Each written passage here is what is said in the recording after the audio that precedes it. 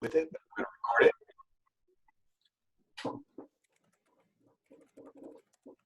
All right, so it's 12:05. Welcome to our second edition of FEMBA 45 minutes of the most powerful networking on the planet.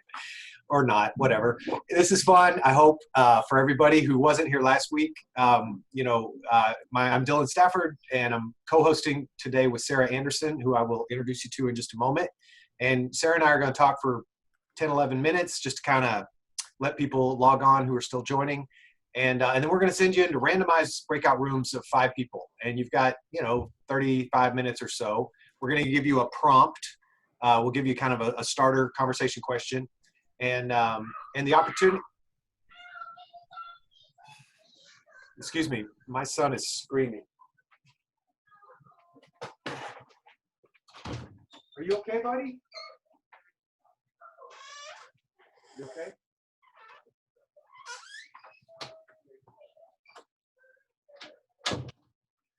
Okay, everything's okay. My 8-year-old just touched the stove and my wife is helping him and everything is okay. And I can, wow.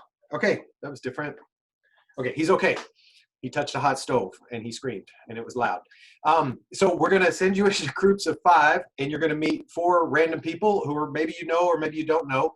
And and I think the idea is, I think we're gonna try prompts this week. Like we'll kind of give you like 5-minute intervals and then just send out a prompt.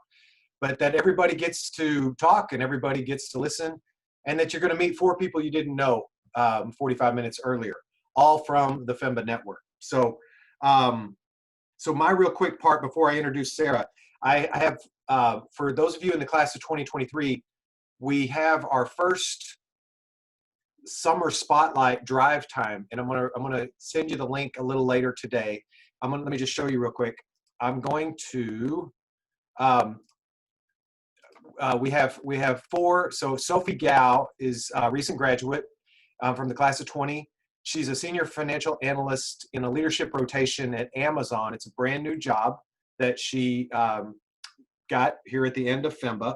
And she was our commencement speaker. She really has some wonderful stories about, kind of lifetime friendships that started in Leadership Foundation's fall quarter study group that continued throughout her global access program experience. She's from China originally, came to the United States for a different master's degree, earned that, and then really realized she wanted the MBA. And she has a wonderful, inspiring story of 2 different job shifts. She was working as an accountant before FEMBA. Early on in FEMBA, she did a job transition to Shutterfly. And then at the end of FEMBA, she did a job transition to Amazon. So she was remote the entire time. She did FEMBA from Arizona. And she was very involved in student activities, and then also had a very successful career switch, a 2x career switch from kind of a smaller company to Shutterfly to Amazon, all the while commuting from Arizona. So I will send that out a little bit later today, and I hope that can give you something interesting to listen to. We're trying to do something. Samantha's on the call also. She's part of our drive time team. We're trying to put like sub-chapters in the, YouTube has the description underneath the video to give you some, like you don't have to listen to the whole thing, but you can kind of cherry pick some of the highlights. So we're trying to, something new this week. So wanted to tell you about that. And now I would like to introduce Sarah Anderson, who is starting her 2nd year. She's class of 2022. She's on FEMBA Council, newly elected as the Vice President of Alumni Relations. And her day job, she's a regional manager with Concord Real Estate, if that's still accurate on LinkedIn, Sarah. And 2 fun facts. She has a Bachelor in Fine Arts in Photography, so she's not the stereotypical MBA undergraduate degree. And second fun fact, as am I, she and I share the distinction of being preacher's kids, so we're both preacher's kids. So with no further ado, I am going to share the stage forward to Sarah Anderson, who has some words and is helping me co-host today. So let's all welcome Sarah. Thank you, Sarah. Hello, everybody. So Dylan, yes, thank you for that intro. I am somewhat of a non-traditional MBA, and I do like to say that, because one of the things that I think is so important about Anderson in general is ooh, somebody has a BA in sculpture. I love it. All right. So it is an interesting thing because my undergrad is fine art, it is photography, it is the kind of creative side. But at the same time, there is a very analytical business side that can often come with that component. So the thing that is so wonderful about Anderson is that did not hinder me getting into the school, and it didn't hinder me being active in the school. So, if anything, I think it was a benefit because Anderson saw that they saw that I had the resume, and they saw that I had the grades, and they saw that I had the drive, and they took a chance on me, and they said, yeah, you don't have an undergrad in business, you don't have, an economics degree or anything like that, but we see something in you. And since I got into the school, I'd like to think they made the right choice. And yes, I am recently elected VP of Alumni Affairs. So you guys hopefully will get a chance to see and interact with a lot of alumni this year. My committee is going to be very focused on trying to make sure that there is an alumni presence at different events on campus. If you have ways you would like to interact with alumni, my email address, you guys will get all of the council email addresses, but I'm always open to having a conversation. I'm always open to ideas, suggestions. So what I wanted to do, because I don't want to be the only one talking, and I also, want to be talking about what you guys are interested in. Does anyone have any pressing questions before we decide to jump into a breakout group? They can be for me, they can be for Dylan, they can be in general. What are people's burning questions? What do you want to know? And you can just come off mute if you want. You can just come off mute. So quick question. I mean, we don't have a crystal ball, but do we think there's going to be campus events this year in 2020?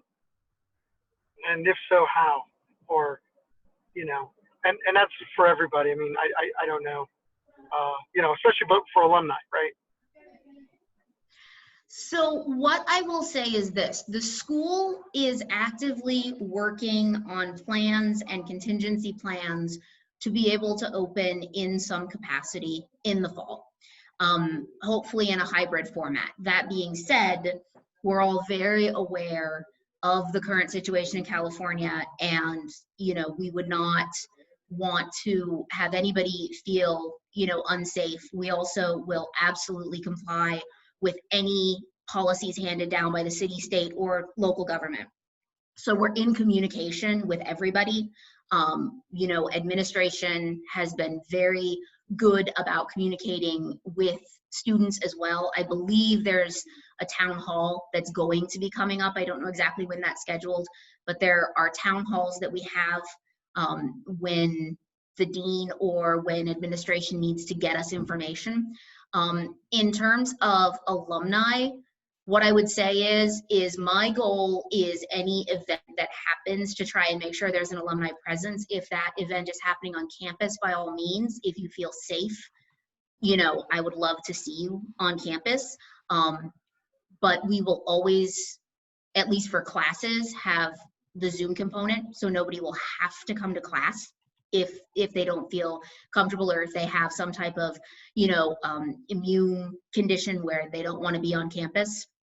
So while we're taking it day by day, we are actively trying to make sure that you guys get an on-campus experience. Dylan, I don't know if you want to jump in with any more info on that. Just the town hall is next week, July 22nd. July 22nd, perfect. Myself and Gonzalo, Dean Fratius, we're gonna, soup to nuts, give you the exact state of the state at the moment. The commitment is to offer physical experience in the classroom. That's where that's what's absorbing everybody's main attention. And then, beyond that, event planning beyond that, that's like, I guess, I don't even know if we've gotten to that yet. because the first thing is like, let's get the classroom model. So we'll give all the details about that. Yesterday's news about LA County and schools at the lower level, LA Unified, this is all changing in real time. But the commitment is to offer in-class experience for everybody who wants it, and for anyone who would be more comfortable with an online experience, no questions asked, that's a parallel pathway. So that's what we're working on. And we'll have a lot more details on the 22nd on the evening town hall with Gonzalo and myself. No, thank you. And I know it's all happening in real time or near real time. Yeah, it's a giant game of who moved my cheese. Tetris, that's it. And can I add on to that, the fact that I think this is a great opportunity, even though everything or most events might be virtual, the fact that we can now contact alumni from the East Coast or the Midwest or internationally. Yeah, even international. Yeah, so basically people who we wouldn't normally get because the events would be in person. This now kind of expands opportunities to venture out to other geographical areas for alumni. And I feel like that's the nice trade-off, I guess. I agree, and that's definitely the goal. The goal is definitely to find unique ways to make sure that people are getting an opportunity to make connections, to make meaningful, lasting connections. And that's, as much as you're going to come to Anderson to get a degree and to take your classes and to, further your careers, so much of it is going to be the network, the friendships that you make, the people that you learn from. And that's a huge thing. This year, maybe even more than in previous years, finding ways to make those unique connections. And I forgot, that was Samantha Holland who spoke after Sarah. And Samantha is my partner in one of the partners on our team doing the Drive Time podcast. She's also got a really cool experience co-founding a company with several classmates and the ups and downs and all arounds of that journey. So Samantha's a resource. She'll be in one of the rooms with some of you. Can I ask, it's a little bit on the same topic. Has there been any thought on like clubs and how those are going to be impacted? Do you want me to take that one, Dylan?